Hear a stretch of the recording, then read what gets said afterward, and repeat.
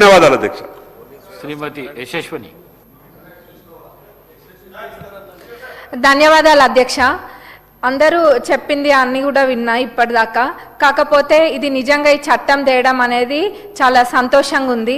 ఎందుకంటే ఒక పొలిటీషియన్గా చెప్పట్లేను, ఒక మహిళగా మరి యూత్ పక్షాన ఇంకా ఏదైతే గ్రౌండ్లో వాస్తవాలు ఉన్నాయో వాటన్నిటిని దృష్టిలో పెట్టుకొని చెప్తున్నా అధ్యక్ష.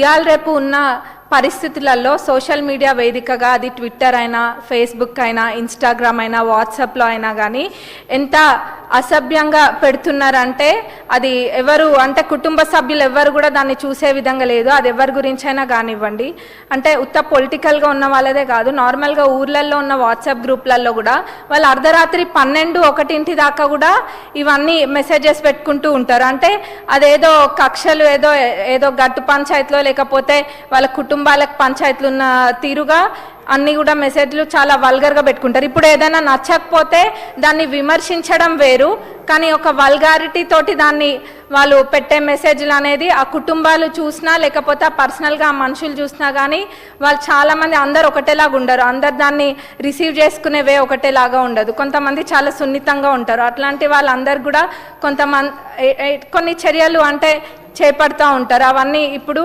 చట్టం కఠినంగా ఉంటేనే ఏదైనా తప్పు చేసే వాళ్ళు భయపడతారు. ఇప్పుడు ఏమైపోతుందంటే సోషల్ మీడియాలో ఎంత అంటే ఇందాక అన్నారు స్కైజ్ లిమిట్ అన్నట్టుగా అయిపోతుంది. అంటే ఏదైనా మాట్లాడచ్చు, ఏదైనా చేయొచ్చు. ఒకటి ఇట్లా కాల్చి వాళ్ళ మీద వేయచ్చు, గుడ్డ కాల్చి మీద వేయచ్చు అన్న విధంగా మాట్లాడుతున్నారు. అది చాలా బాధాకరము. ముఖ్యంగా నేను ఒక సందర్భంలో అనుకున్నా, అంటే అందరు అన్ని అంశాలు కవర్ చేసిండ్రు, కానీ మహిళల గురించి ఒకటి ప్రత్యేకంగా మాట్లాడాలనుకుంటున్నా.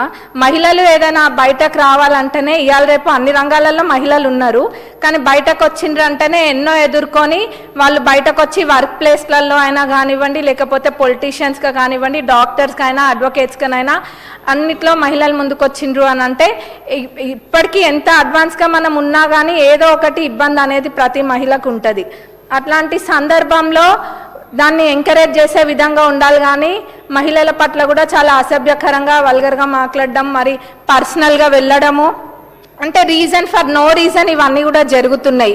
అంటే ఏం నేర్పిస్తున్నాం? ఇప్పటికే సోషల్ మీడియా అనేది ఒక రకంగా ఎంత మంచో అంతకు మించిన చెడు వేలో ఇది ముందుకెళ్తుంది. దీన్ని అరికట్టాలి అని అంటే ఫ్యూచర్ జనరేషన్స్ని కూడా మనము ప్రొటెక్ట్ చేసుకోవాలి అన్న ఇది ఉంటే ఇట్లాంటి చట్టం తేయడం అన్నది చాలా అవసరము. ఇప్పుడు ఇంకా ఫ్యామిలీలని కూడా లాగుతూ ఉంటారు ప్రతి దాంట్లో.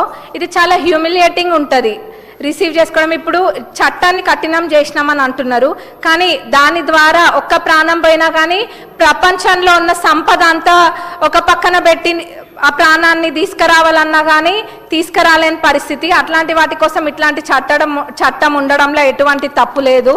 ఇంకా అదే కాదు, మనం చూస్తున్నాము ఇప్పుడు ఛానల్స్, మీడియా ఛానల్స్ ఇవన్నీ కూడా ఎంత అంటే ఇప్పుడు నిజాలు చెప్పిన దానికన్నా కూడా ఎంటర్టైనింగ్ అనో లేకపోతే మంచి కన్నా కూడా చెడు తొందరగా వ్యాపిస్తుంది. ఇవాళ రేపు మన నిజాలు వాకిటి దాటక ముందే అబద్ధాలు ప్రపంచాన్ని చుట్టేస్తున్నాయి. ఇవన్నీ కూడా అందరం చూస్తున్నాము.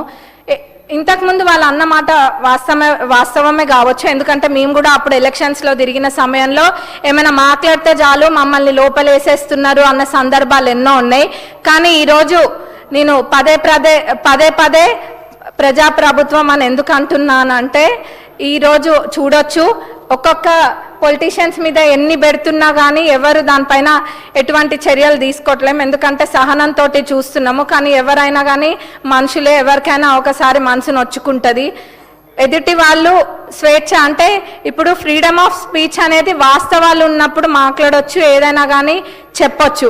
కానీ ఎటువంటి వాస్తవం లేకుండా, ఏది లేకుండా ఎట్లా పడితే అట్లా మాట్లాడొచ్చు.